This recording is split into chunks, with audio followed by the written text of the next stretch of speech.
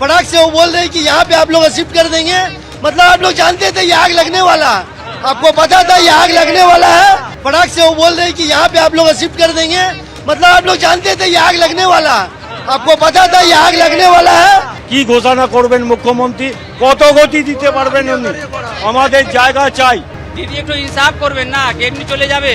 আমরা তো মারতে যাইনি, তারা ওনার সাথে তো আমাদের কথা হতো যে হ্যাঁ আপনারা আসুন, আমি কথা বলি। 1 লাখ টাকা দেবে, অর্ধেক চলেছে 50 টাকা দেবে, তাতে আমাদের জীবন চলে যাবে, তাতে কি আমার জীবন চলে যাবে?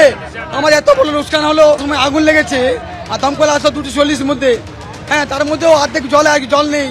আর দিদি এখন এসে তার দিদি কি বলে গেলেন আমি তো শুনিনি, পরে শুনেছি কি দিদি বলে গেলেন আমি জায়গা দেখে রেখেছি, হ্যাঁ তোমাদেরকে শিফটিং করব। দিদি একবারই সার্টেন টাইম দেয়নি, কবে এটা ঠিক হবে, কবে আগুন ঠিক হবে, কবে দোকান বানানো যাবে, সেটা ঠিক করেনি কেন?